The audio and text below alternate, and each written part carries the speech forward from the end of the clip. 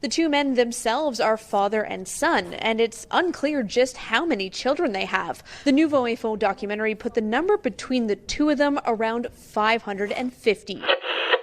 People are literally borrowing books from the library, reading those books on their bed at night till they fall asleep.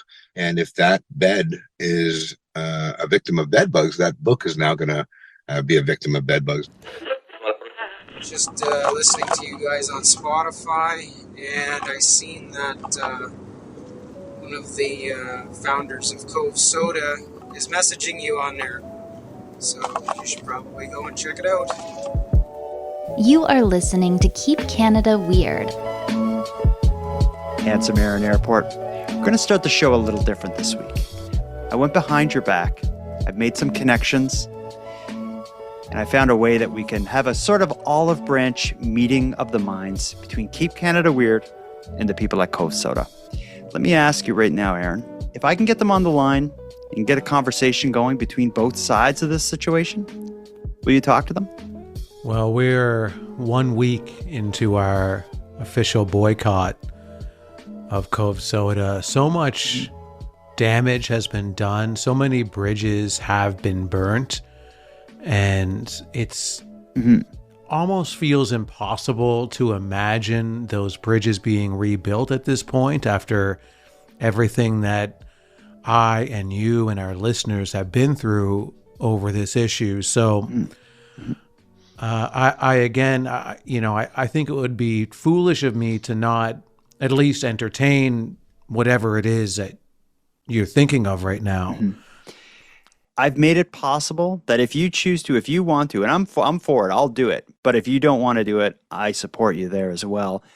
I've made it so that if we want to, we can get on a phone call. I got a phone number for someone at Cove, and we can talk to them. And if it doesn't go to your way, we can hang up. We can continue with the boycott. But maybe we can work something out and we can get back to doing what we're supposed to be doing. The name of this show is Keep Canada Weird, and that's what we want to do. I get it. Like, we're both hurt that we didn't get an email back, and maybe we just need to tell them that. Well, I'll say this. I will do it, but not for them. I'm going to do it for you. You have obviously gone through some hoops to achieve whatever it is, whatever contacts you have at Cove now. I'm not going to consider that a stab in my back that you've done. So out of respect for you and the hard work that we do together in the years we spent together keeping Canada weird, yes, I will do it. I will listen, but there's absolutely zero guarantees no matter what happens, no matter what you have here. I can't guarantee that any boycotts will be lifted. Okay, let me make the call.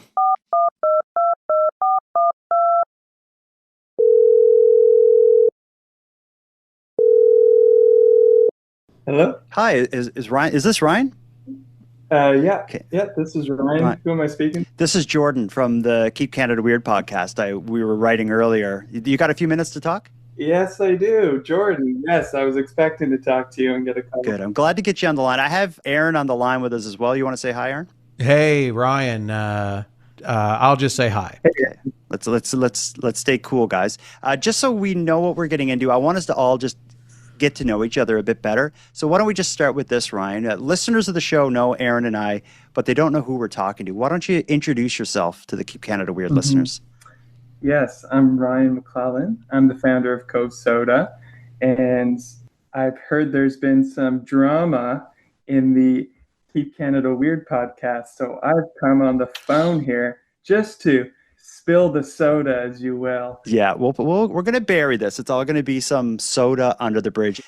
But Ryan, just so we know more about Cove Soda, like I've only learned about it actually through Aaron about 1.5 years ago. He introduced your product to us on this show. But why don't you give us the history? Tell us about Cove Soda. I understand you started around 2017. Yes, that is absolutely true. So we started in 2017. It was in my mother's kitchen where we first started. We were brewing kombucha. I was brewing it myself, and my brother came down one weekend, so I decided I would share that kombucha with him. And anyways, he tried it, and thought, well, we should sell this at the farmer's market. So 3 weeks later, we were at the farmer's market with 12 bottles of kombucha. We sold out by noon, and we knew we were on to something. So fast forward 10 years from there, here we are selling soda, nationwide in the States and in Canada. And, we're pursuing our dream, and it's a lot of fun. And it's you and your brother? Me and my brother own it. We call ourselves founders at this point because we have now that we've taken on investment money because to grow the company in beverage, it's capital intensive. So we've had some amazing investors come in, offer their money up for part of the company so they could join in on the journey, and they could help us realize our dream. In which you said you were selling it at a market. Was this at like the farmer's market in Halifax? Yes, the Seaport Halifax Farmers Market. Now, Aaron, I don't know if you want to weigh in at this part, but is any of this exciting you? Is this changing your opinion of anything? In terms of my opinion, it's interesting to hear this background. It certainly adds a lot of credibility to the Cove name, I think, to know these details. But Cove's background is not the issue at hand here. So that's really, at this point in time, unfortunately, it's irrelevant to how I feel. Okay. Well, let's dig a bit deeper. Ryan, why don't you walk us through maybe some of, like, if you had to think of the milestones, the biggest moments in Cove's history. The first one is going to be 2017. You're in your mom's kitchen. You decided to make kombucha and share it with your brother. What are some other milestones? Yeah, that's a great one. I would say the next big one was getting our first restaurant. And it was called the Foggy Goggle in Halifax. Took our product. Yeah. And then the next big milestone was Sobeys taking it, which was a super big change for us, which allowed us to plug into bigger production. Instead, I used to bottle each one by hand. I'd be in the back of a dingy restaurant, and it felt very natural at the time. But now that I look back, I'm very thankful that phase is over. At what point is it that it ends up in Target? Because that must be a big deal. It happens one brick at a time. One thing just leads to the next, and the vision slowly changes. And about a year and a half ago, we found ourselves in a small Target-specific trade show. And the buyer for Target came to our booth and took a sip. And just like you guys, he immediately tasted, the deliciousness of Cove that tempts you every time you put it in your fridge. Even when there's a boycott, you want to go grab one. And so he knew that it was special, and he took a chance on us. So we're very thankful for our buyer for supporting us through that. And that gets us pretty close to present day in Cove's history. But now let me tell you about the part of the history that you don't know. And this is probably the darker part of Cove's story. For Keep Canada Weird, it all starts just a little over a year ago. It was in episode number 159 that Aaron first introduced Cove Soda to me and to all the listeners of Keep Canada Weird. And this was actually in the very beginning of our special drink segment, Aaron. Something important's going to happen now. You told me just before I hit go, I actually have a special drink tonight. So I'm going to invite you to blow my damn mind with what you got in a cup. Okay. I have a Cove Soda. Ooh. Ginger ale. Ooh, Cove is, I think, a local company, right? Yeah, it's a Nova Scotia soda. It is sugar-free, and according to their website, all of their sodas are caffeine-free as well. Interesting. Dying to try it, so here we go. I'm going to crack it open. Oh, it's different. Different in a good way? Like something new and exciting, or different like... Yeah, it is. It is exciting, actually. Okay. So that's how we're first introduced to Cove. My next personal experience with Cove was not long after that. I was in Chicago filming a documentary, actually. And on my way there, I stopped at Target to grab a drink. What do I see on the shelf? But a Cove soda. I was like, whoa, they're, Aaron said they're local. What are they doing here at Target in Illinois? And when I looked on the can, I saw Halifax, Nova Scotia on there, where I'm from. So, of course, I bought one. And that is about the time that I fell in love with Cove. After that point, it seemed every week, every second week, either Aaron or I would have a Cove soda to unveil at the beginning of our show during our special drink segment. But that's where things get complicated. We're getting messages from listeners saying, you have a great thing going with Cove. You're always talking about them. They come from Halifax. You come from Halifax. You guys should connect with them in some way. And that brings us to deciding to reach out. I sent emails. Aaron sent emails. I'm going to play you a bit of the birth of the boycott. This is going back to episode 202. Here's how the boycott starts. Well, I'm happy for you that you're enjoying your special drink. I'm very conflicted about my special drink tonight. I have a Cove soda. It is grape flavored. Currently delicious, but maybe not for much longer because Jordan and I have been off and on drinking Cove soda quite frequently when we record and having them as special drinks and featuring them on the show and talking about how much we love Cove soda. And over this period of time, we did reach out to them to educate them on what we're doing here.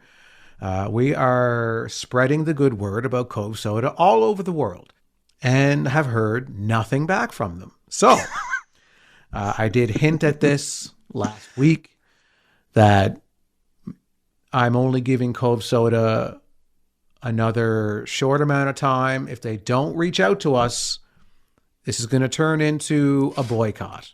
How long do they got? So Cove soda has until March 4th. Okay. Then officially we'll be launching the Cove soda boycott. And it's not what I want to do. It's unfortunately what we have to do. And just to be clear, this isn't a financial or even like a marketing collaboration. All they would have to do is just respond. Not even a thank you. Just, we acknowledge your existence. So that is where it begins. That's the lead up to the deadline of March 4th, which brings us to the position that we're in now. We're in the middle of a boycott. Have you noticed a big drop off actually in sales since the 4th? Or do you not have the numbers in yet? You know what? The numbers are coming in soon, so I'm a little worried. Okay. Because it has gotten serious. We have listeners all over Canada, the U.S., and beyond that are taking part in this boycott, and some of them are performing what I've referred to as acts of activism. I want to play one such because we have someone, his name is Sean. We knighted him thanks to some of the work he's done on this Cove soda file. He appeared on the show because he actually made some calls and managed to connect with what he described as simply as Cove soda. But I think there's more to this. I'm just going to play a segment of a voicemail that Sean sent us. We aired this a few weeks back.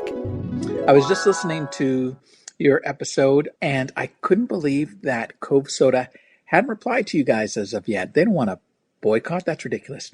So I looked up Cove soda phone. I found number 902. Left a voicemail, and 10 minutes later, got a call back from a very nice guy named Ryan. Seems like a very small business, and he seemed to think that somebody was on it. Hopefully, he'll follow up, and everything will be okay, because I'd like your relationship with Cove to flourish. Do you recognize that voice, Ryan? Yes, I do. So how did that happen? Vancouver. He's called me a few times now. I had when I heard that voicemail, I assumed it was some new employee at an office named Ryan who was talking on your behalf. Sean somehow managed to reach the owner of Cove Soda. Yeah. How did this happen? And what did you think when you got this call? Well, actually, I got a screenshot from my brother saying, "Here's this guy from Vancouver. Here's his number. Call him back." And, I always, call people back. So I thought, let's have some fun. I'm going to call this guy. And it's very nice. And he informed me about this boycott. And I thought to myself, boycott? What is this? What is this, Sean?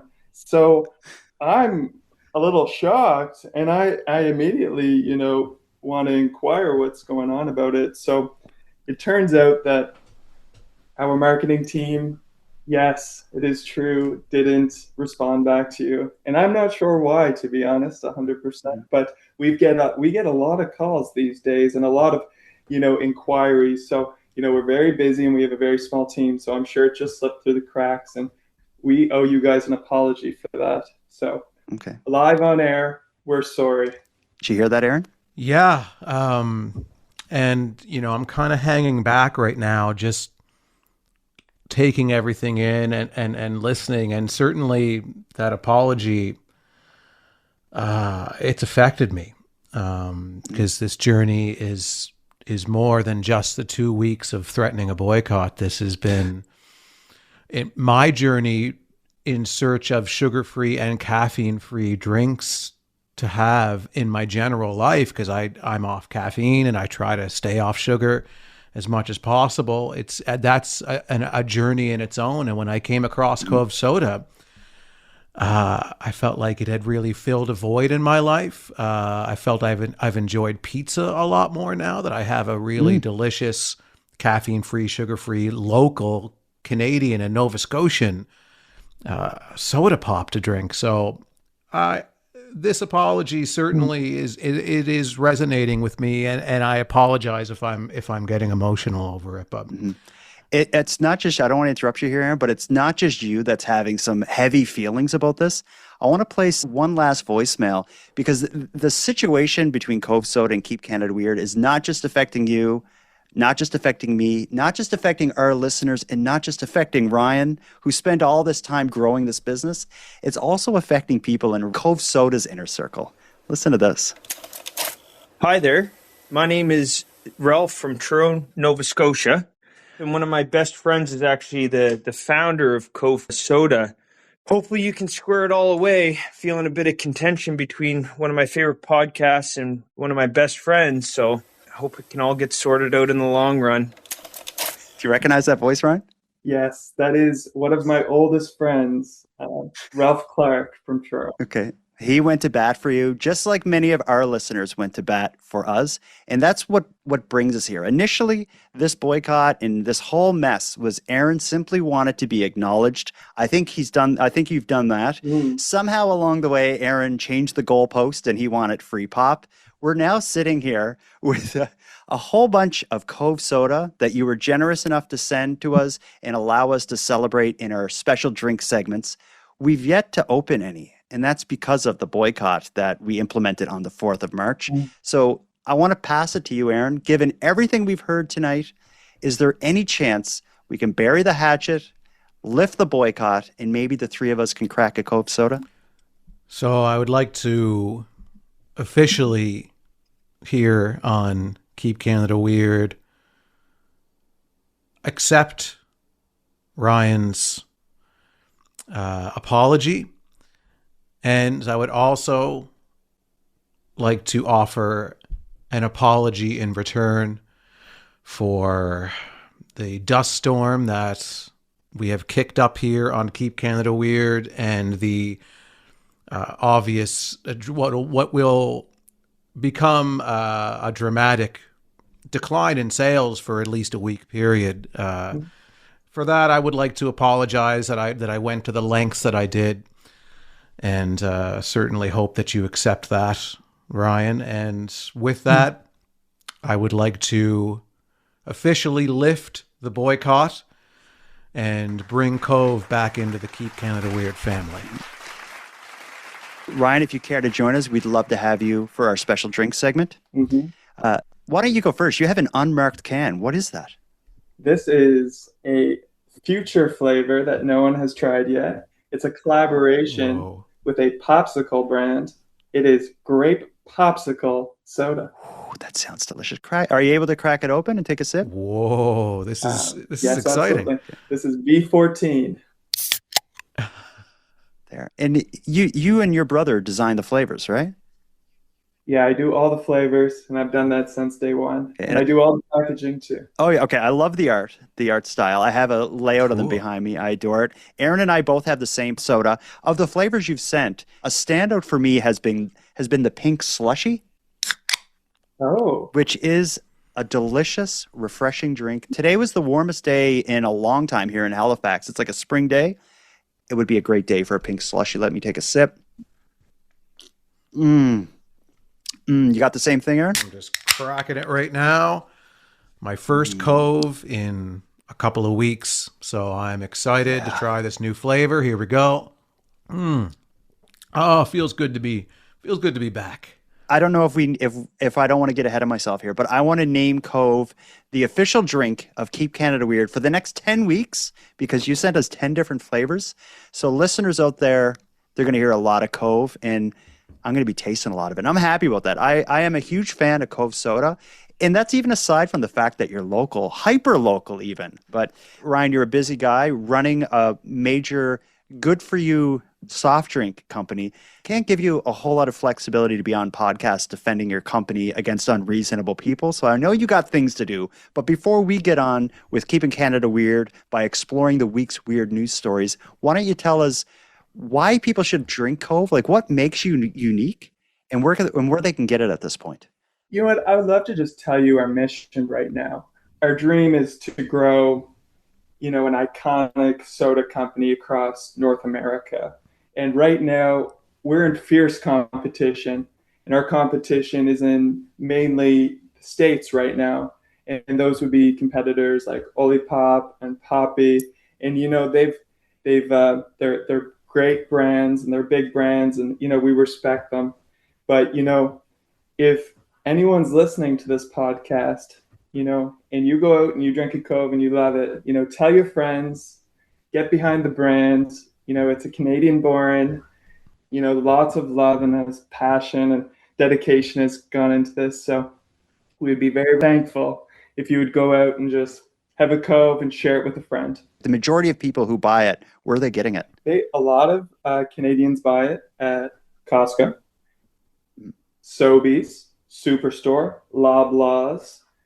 In the States, we have Target, we have Whole Foods, we have Whole Foods USA, Whole Foods Canada. We get rotations in Costco USA as well. And we have a big meeting this Friday, so cross our fingers for us, Walmart USA. So let's see how that goes. Mm-hmm. Last question for you. How many cans of this have you sold in a year? I would say north of 30 million at least. Wow. And is this your first boycott? This is our first, and I'm hoping it's our last because that put a lot of stress on me and my family this weekend. Was there any point where you're receiving messages from your coworkers or whatnot where you're like, oh shit, like what did we get into?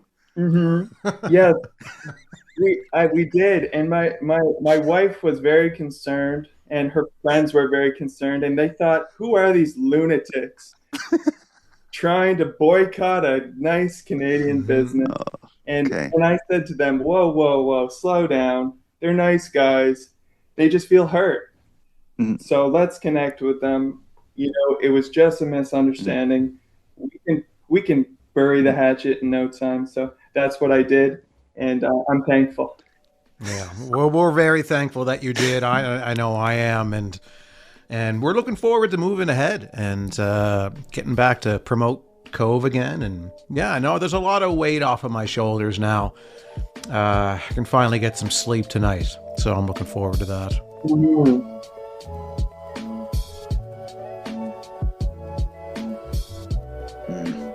I'm feeling so much better, handsome here in airport. You feeling good? Yeah, I'm feeling good. Looking forward to trying all these different Cove flavors that we have now, some of them brand new that haven't even been released yet.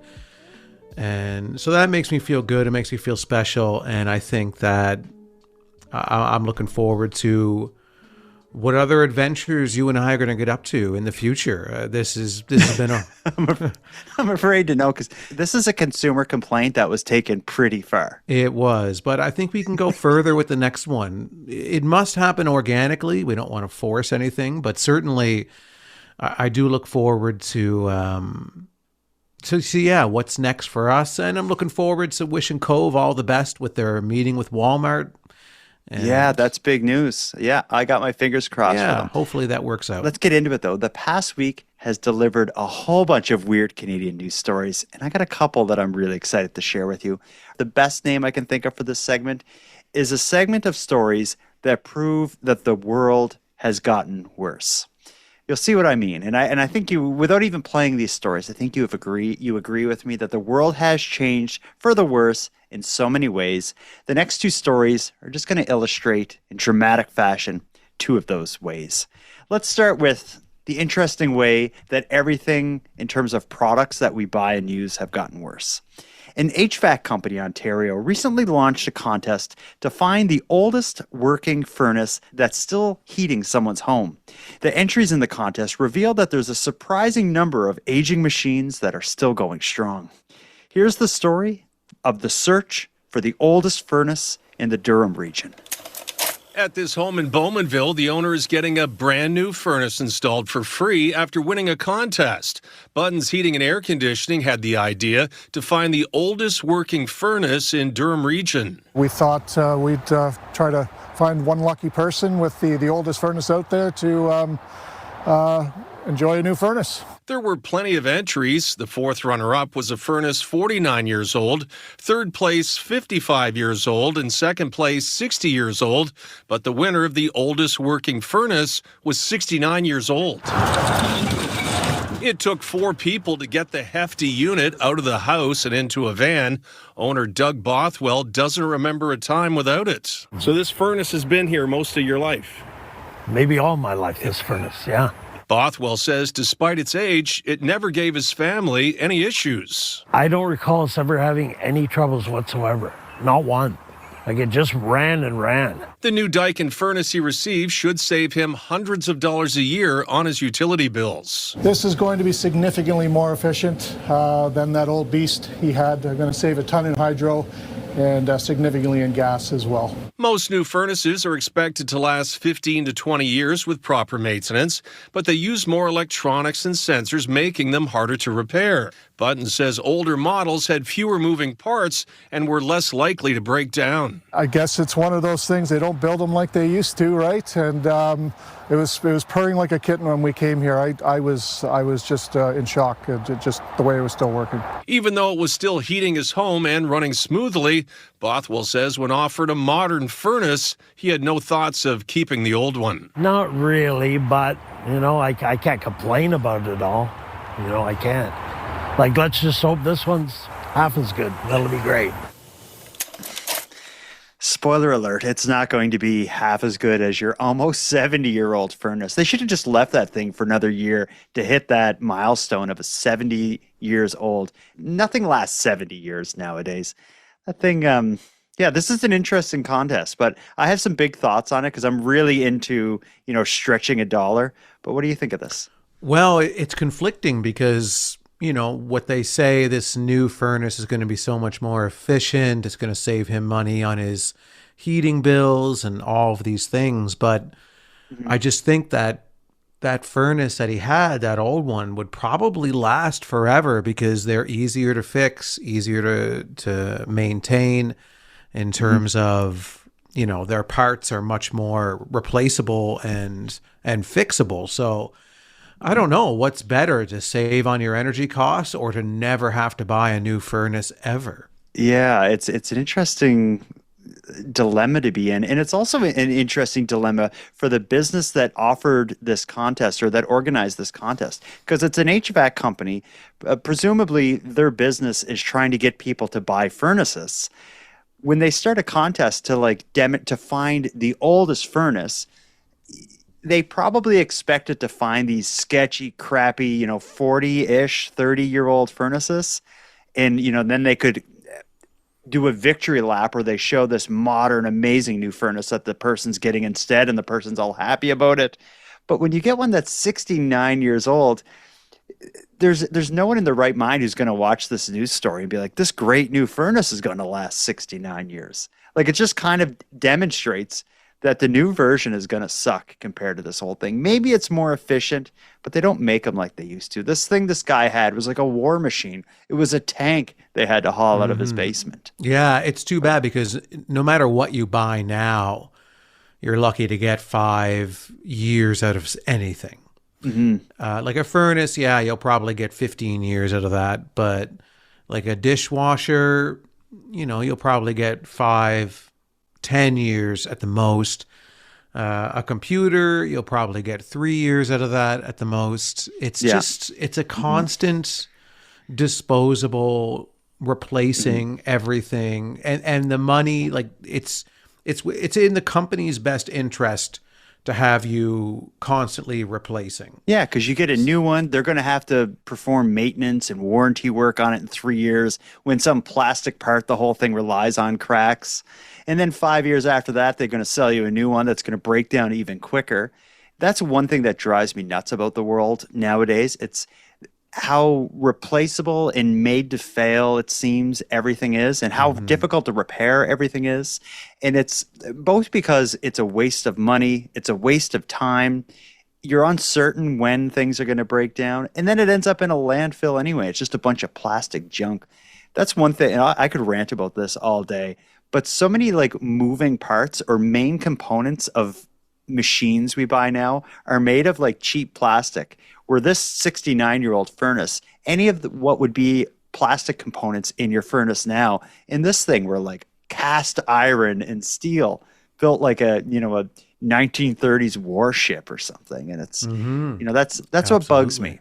It bugs me bad. The house that I'm in now, I've only been here for 8 years.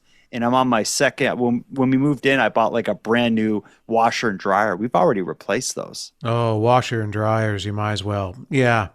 There's no lifespan in a washer and dryer anymore. My God. Yeah. Cars too, like vehicles. Like there's so much. Your car has so many electronical parts now. Did you say electronical? Yeah, that's a new word. I'm workshopping. You don't need the electronic. I said it's a new word. Oh, geez, sorry. I will boycott you. I am sure you would love it. Yeah, because I have nothing to boycott right now, and I really enjoyed part of that, so now I have a void to fill. So electronical is a new word. Just because it's not in the dictionary doesn't make it not real. It's another thing. We don't use dictionaries nowadays. No. Well, dictionaries are made with plastic now, too, so they don't last either. So just like dictionaries, cars are the same. The electronic parts in them make it very difficult for backyard mechanics or just the regular person to be able to fix these things. So you might as well just replace it every 5 years. Yeah. Imagine you're the car mechanic who's been working at the dealership for like 40 years. You're nearing retirement. When you would have started, it would have been basically like working on steam engines. And now I think if you're an auto mechanic, you're as much a computer technician as you are like a car mechanic. Cars now, especially, like recently got a new car and it has electric features in terms of like hybrid engines and all this stuff. If you open the hood, it basically looks like a computer with car parts stuffed in there. Yeah, it is. It's more. It's kind of like RoboCop. It's more where RoboCop is more machine than human, or is he more human than machine? That's the debate. And that's the thing with a car. It's more computer than car now. And that's true. Yeah. But it connects to your phone through Bluetooth, and everybody loves that. I love listening to podcasts in my car. And if I have to buy a $50,000 vehicle every 5 years, then so be it. So be it. This segment, again, is evidence that things have gotten worse by way of weird Canadian news stories from the past week. We've just heard about how the 69-year-old furnace is replaced probably with one that's going to fail in 12 years. I must say, though, if it does fail quickly, I hope they do a follow-up news report. And I would kind of hate to see it. See this man, they're like, I never should have gave up that 69-year-old year thing. But anyway, we've heard how things aren't made like they used to. But something else that's changed, certainly for the worse, is libraries in Canada. I don't know if you've gone to a library lately, but there's much more going on there than people checking out books. Do you use a library? Well, I'll get into that when we hash this out after the story. Okay. Well, libraries have changed, and one of the many ways libraries have changed is on full display in this next story. Here's something I never thought I'd have to worry about. A historic Montreal area library has been closed this week for an unlikely reason: a significant bed bug infestation. Listen to the story of Montreal's library and the many, many bed bugs that are grossing people out there. City of Westmount residents woke up to some pesky news Monday. A notice on the city website announces the temporary closure of Westmount Public Library. And officials say it goes back to last Friday. That's when an inspection found bed bugs in the adult computer section. A secondary inspection was conducted today and revealed, quote, evidence of bed bugs in other areas beyond those initially found. CTV reached out to the library and the office of Westmount Mayor Michael Stern for comment. We did not hear back in time for broadcast, but we spoke with an expert. Don Prashker is a Montreal exterminator, and he says an infestation can happen easily. People are literally borrowing books from the library, reading those books on their bed at night till they fall asleep, putting the book down right next to them, and then waking up in the morning. And if that bed is a victim of bed bugs, that book is now going to be a victim of bed bugs. Now, according to the City of Westmount's website, the library's closure is intended to ensure a thorough treatment of the space.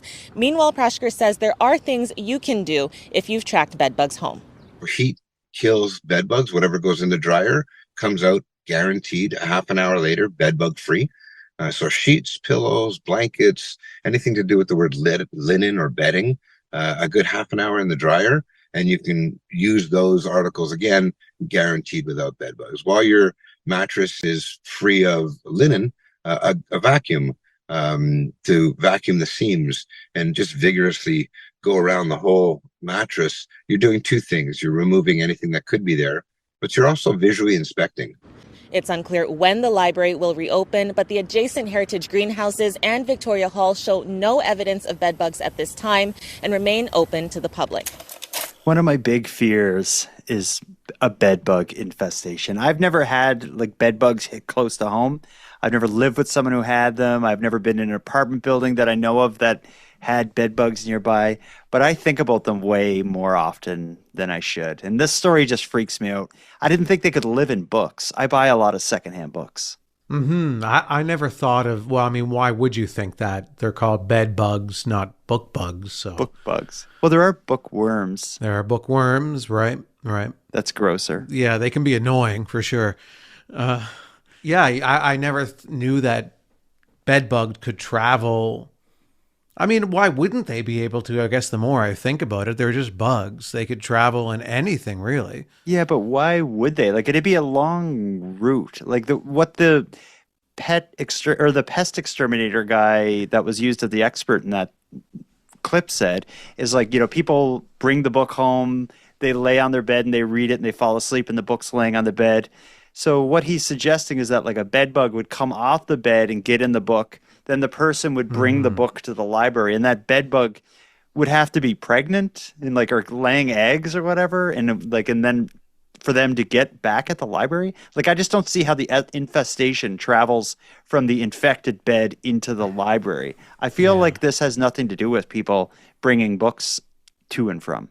My suspicion is that it would come on, the bed bugs would have came in on somebody's clothing or in their bag. Maybe they had a blanket in their bag or something, and they sat the bag down in the library. The bed bugs get some kind of article that the person had on them, not necessarily a book itself. Yeah, that seems odd. And I don't know if you knew that this had happened, but in your hometown, near your hometown, in Sydney, in Cape Breton, Nova Scotia, near where you live, they had to close the theater down, the movie theater, for a short period of time because there was a bed bug infestation at the movie theater. Right. They got in the seats or something. Yes, I heard about that. I don't know how that would have happened, but I guess same kind of thing. It's just someone who has bed bugs in their house maybe brings them on their sweater or something. Mm-hmm. But I think Nova Scotia we're in the middle of a boom of bed bugs happening, and that freaks me out. Yeah, and I don't want that. That makes me nervous when you say that it's we're in the midst of an elevated season of bed bugs, and I don't want that. It's something that I've avoided so far in my life, but certainly I'm knocking on wood. Yeah, me too. I'll knock as well. But I just hope that neither of us have to speak about that issue. No. And it can happen to anyone. This library, for people who are unfamiliar with this library, it's in like a ritzy, like high-end part of Montreal. And this isn't this like sketchy inner city library kind of thing. If you look at this thing from the outside, it looks like a castle. It's like an historic library. Inside, it has the architecture that you'd expect in like an old church or something, these high vaulted ceilings. It's gorgeous in there. And that contrasted with bedbugs in the adult computer area and now being found in other parts of the library. It's just not something that I would expect. But just like how the car mechanic who's been working on cars for 40 years almost has seen it go from like a steam engine type ship to this space age working on computers car situation, people who work in the libraries, think of how much that role would have changed since we were kids. In the 80s, like a librarian would go to the library, it would be a bunch of people with their mouths shut, quietly sitting down, looking at books and reading, I guess, is what most people did there. Computers came along, and then you had a lot of people going in to check the internet and check their emails, and maybe a couple kids hanging around playing on computers. But I found when you go to the library now, it is literally the Wild West. There's a library not too far from where I live. I see cops outside there, an ambulance outside there, twice a week at least, it seems to me. The library, it's ground zero for the puberty problem. I know that for sure, but it's ground zero for a lot of other social issues as well. A librarian is a tough job in 2026, just like the customer service desk at a Walmart. I think those are the two toughest jobs in this day and age. Yeah, certainly libraries have pivoted into becoming basically community centers now, especially for people who are in between maybe homes or in between jobs or in between people that are going through a lot of problems or issues. Use the library for basic necessities. It becomes a warm place to go. It becomes a place where if you don't have a fixed address and you need to be able to access the internet and a computer and to be able to apply for jobs, and it has become more of a necessity now than ever because so much of the community and people, who are down on their luck are using the library as a way to survive. It's also a place where a lot of children go to spend their time. Like, it's not just about reading. Like, there's so many great children's programs that libraries offer that really are great places for young people to go and spend quality time doing something constructive and educational and interesting. It's not just a place where you go to read a book anymore. So for people interested in the changing roles of libraries, there was a recent news article.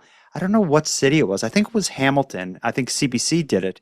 And it was all about the amount of police calls and overdoses and such in the local library. They compared stats, present day versus prior years, and the numbers were just startling and shocking. But we don't got to get into that on Keep Canada Weird. I think we've proved our point.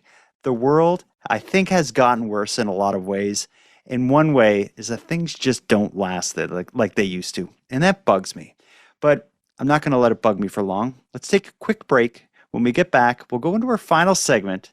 And this is going to be the WTF story, which is the segment where we highlight stories that are just so bizarre, so bonkers, so unreal that it almost seems like fiction. And this is going to be an interesting one because we're going to be catching up with something we covered almost 3 years ago. After a short break, we're going to hear again about those two fellas in Quebec that are easily Canada's most prolific sperm donors. Handsome Aaron Airport, I'm going to be taking you back through time quite a ways. I hope you remember this.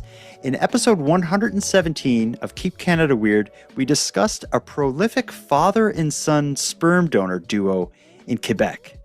When we covered the story then, it was shortly after the release of an investigative report that found that the two men have collectively fathered about 500 children by offering sperm donations through Facebook to women who, for one reason or another, were seeking to conceive outside of Quebec's regulated fertility clinics.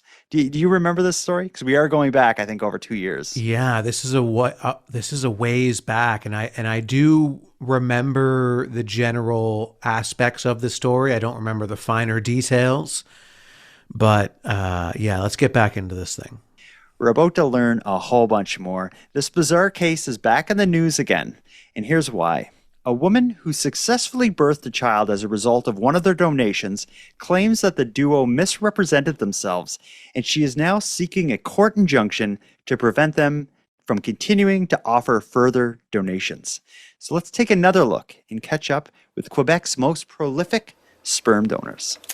Now, this is an unusual case for a few reasons. First off, the two men themselves are father and son, and it's unclear just how many children they have, partially because it seems they didn't count or follow up with some of the donations. Today, one of the men said he knows of 109 children that he has, but admitted there could be more.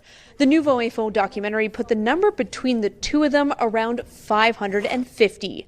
Secondly, the two men are representing themselves without a lawyer. This afternoon, they had the chance to present to the judge and had some long, drawn-out explanations, with some points even the judge questioning where they were going. The lawyer for the mother, who we cannot identify, argued today the men lied about how many children they had and systematically minimized the number of sperm donations they were giving, and that for the children, it's creating major issues, including not knowing how many siblings they have and the psychological distress that can come from that. Today, one of the men admitted he did withhold information from some of the mothers and wants to continue giving sperm donations. If they ask if the guy is my son, I always tell them the same thing. Is if somebody asks me if your kid is my son, I will not tell, and it's the same for everybody. So there is some information that is said to be not available. You're open to keeping on donating? Yes. I don't know if I'm surprised, but it seems to me that there should be some kind of rule about how many people you can donate sperm to. Like, does that not create weird complications if you get to the numbers of, if you have children in the 500s? For one, if it's done in this unregulated situation, what if you had some kind of, hereditary condition and all of a sudden there's like hundreds of cases of this strange thing? Like, that'd be one risk. But also, if this is all happening in this one area or even in this one province of Canada, if you have like 500 kids, there is a significant chance that two of them end up meeting and not knowing their siblings. Yeah, we had discussed I remember us talking about some of the issues that could arise with that when you have two people meet on a dating app and not realize, and how would they, that they're siblings.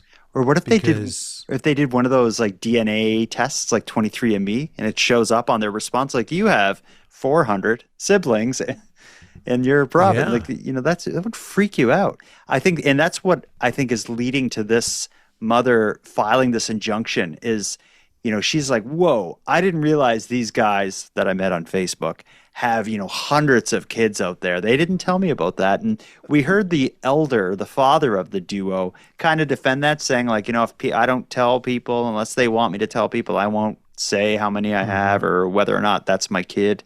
His defense to that was a little vague, much like how they described, of course they're representing themselves, but the journalist said like some of the statements they made in court were like long and rambling, and even the judge didn't really know where they were going. It does kind of seem like these are just two really odd guys who found a little niche and they're just giving away their sperm to anyone who wants it.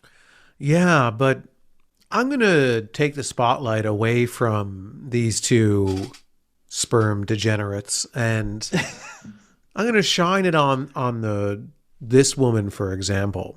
So why on earth would somebody go to a stranger on Facebook for a sperm donation? That surprises me too. Now, of course, we're both ignorant to this.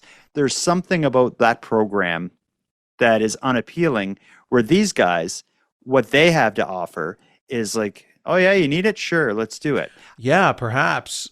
But going to what could only be compared to the McDonald's of sperm donation. That's worse than the McDonald's. This is the lady at the flea market who sells chocolate chip cookies she baked at home of sperm donation clinics. No, it's worse than that, actually. This is a guy in a trench coat in an alleyway who's got a Coleman stove offering you a hot dog. That's the only way to compare this situation.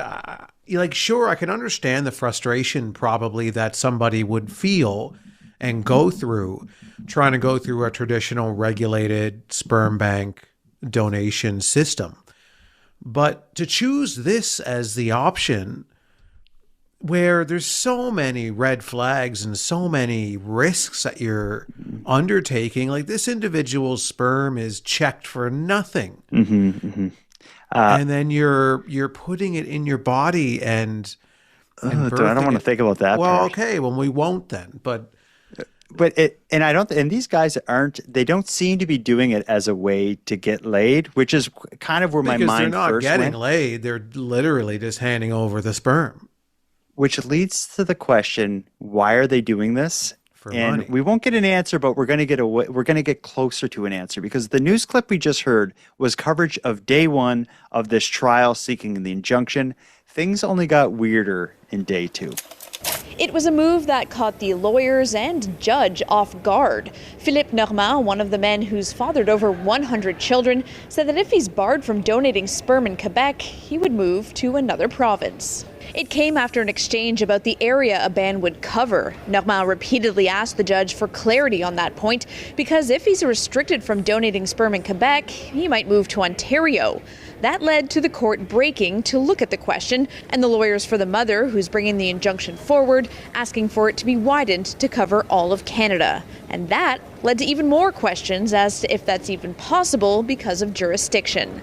This morning, Dominic Silos, the younger of the two, who's in his mid-30s and estimates he has 240 children, argued granting this injunction would infringe on his reproductive rights, and that instead of going to a costly clinic where women face certain restrictions about weight or age, he provides his service for free, a point his father also raised today, adding being a sperm donor is part of his identity. Well, by law, we have to do it for free. We cannot sell sperm. It's illegal. Like selling blood, we are not allowed. We are only allowed to have expense, like gas expense. So we don't do it for money. We do it to have kids. Judge Simon Chamberlain is expected to rule on the injunction on Friday morning. So I don't know if that explains why they're doing it, but to me, reading between the lines, I think it seems like this is just like his own personal battle. It's this almost like the government can't stop me from doing it. You know, if they won't let me do it here, I'll move to another province to do it. And I think in also hearing him say that, I think this whole thing's going to end up in like a mistrial anyway, because I don't think a court in Quebec can tell him what he can and can't do in another province. Yeah, he doesn't want his reproductive rights to be controlled. And he's not making any money. All they can charge is that blew my mind. Before we went into that clip, I was like, obviously it's money. He must be charging them however much he's charging, and how easy of a job for him to just ejaculate into a cup or into a Lay's potato chip bag and then staple it shut and mail it to these women. However his system is. Yeah. But he's not doing it for money. He's doing it purely because he's deranged. That's what it seems to me. He says, I'm doing it to have kids. He actually said that is like, it's to have kids, but he doesn't get to meet the kids or anything. No, he's not having kids. They're having kids. He's having just dehydration from all of the fluids he's expenses from his body on a daily basis, fathering all of these children who are just very disappointed in who their father is. I think so, because he does come across as unhinged. In these news clips, he's outside of the courtroom. He has like a suit on, not a fancy suit, just a regular suit. But what's weird is he has a backwards hat on, and he's an older guy. He's probably 60 years old. He has a backwards hat, and his hat's really beat up and misshapen, so it just looks really sketchy. He looks like he should be pumping gas, not impregnating a significant percentage of the province of Quebec. Yeah, I know. And we do a lot of banning on this show, so I think absolutely ban the guy from having any kind of. He shouldn't even be allowed to pee, really. I think he should be cut off from all fluids exiting his body. The decision for this case and whether or not the courts are going to stop him and his son from doing this in Quebec, that decision is going to be released Friday, the day this episode comes out. So if you Google Quebec sperm donor, that's probably enough, actually. That'll probably bring you to the news article to find out what the result is. But I have a feeling there's not going to be a result. They're probably going to have to delay it or end it in a mistrial or whatever the right word would be for an injunction request. Because I think if these guys are willing to leave the province, that just throws the whole thing out anyway. In any trial where you have two nuts kind of representing themselves, it never goes well. This thing is crazy. If these guys want to continue to do this, I think they're going to continue to do it. And maybe this is just a cautionary tale that you really need to be careful if you're getting sperm off of strangers via Facebook. Yeah.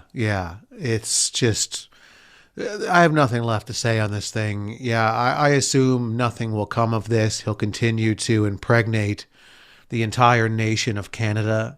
And then after that, he won't be satisfied. He'll move on to North America and then eventually the world. And then we're all going to look like a old bearded guy in a suit with a backwards ball cap. And a bone to pick with the government who doesn't want you doing the sperm stuff on Facebook. You can't control my reproductive rights.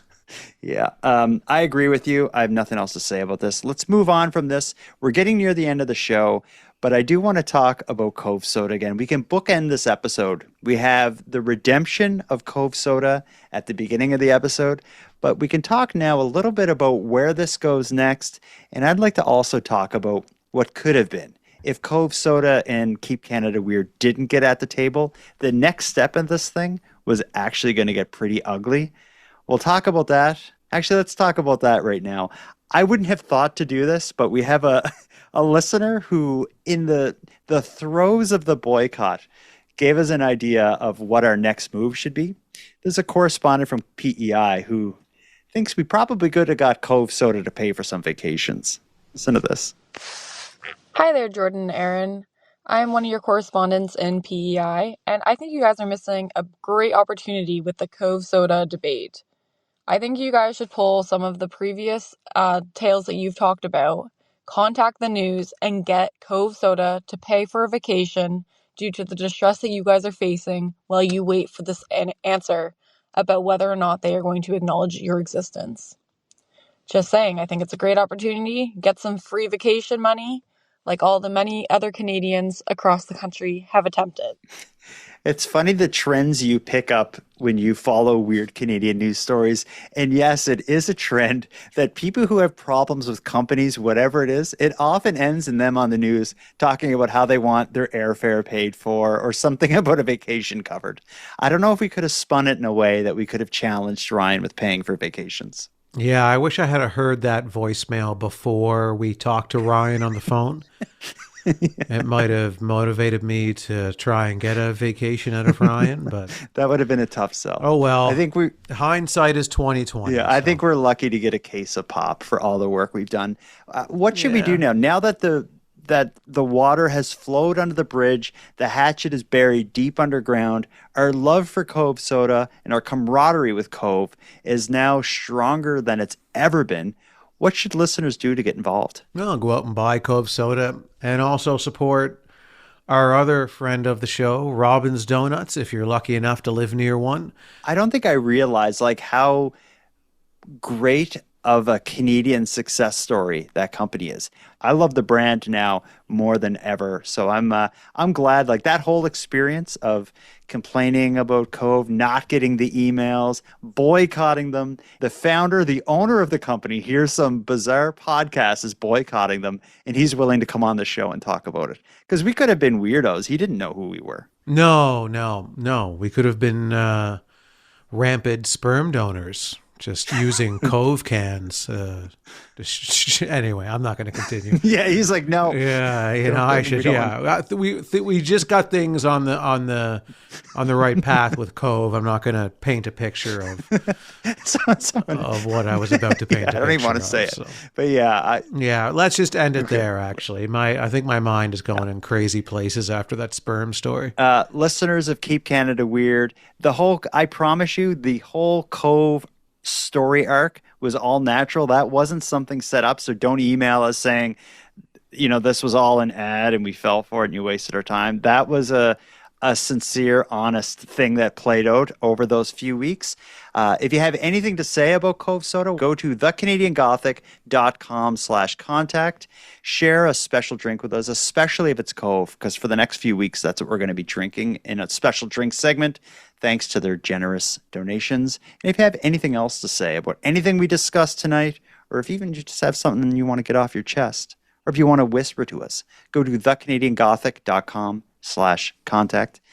Let's wrap this up, though. Handsome Aaron Airport, until next time. Jordan, bus stop, backhoe, Bonaparte, until next time. I'm going to go give my furnace a hug, because this house that I'm in now, I do have an aging furnace as well. I think my furnace is about 30 years old. I have a feeling that furnace in my back room is good for another 39 years. I'll give him a kiss tonight. Yeah, I give him a nice kiss. And Jordan, until next time, I like to think of myself as a metaphorical furnace in your life. And right now I'm in my mid-40s, but someday I'll be 69. And you probably want a kiss tonight. I'd like a kiss, and I promise that you're not going to replace me with some,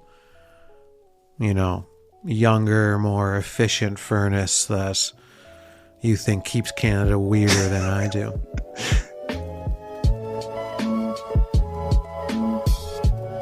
I want to thank you for helping Aaron and I fulfill our mission to keep Canada weird.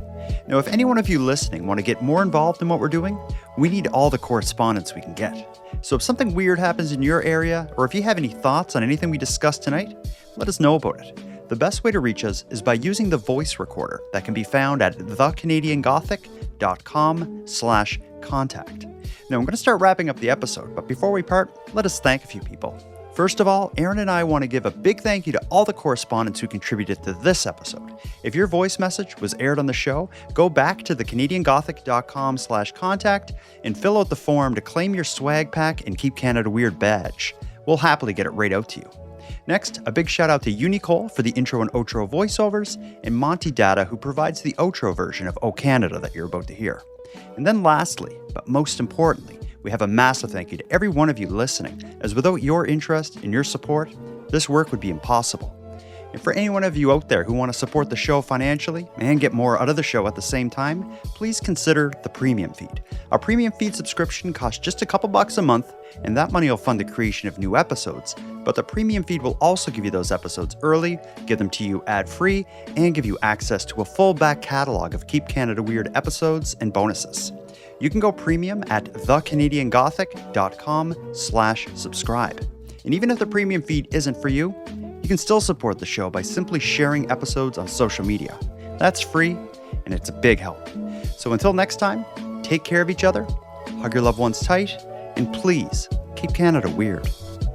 And keep Canada weird. Please keep Canada weird.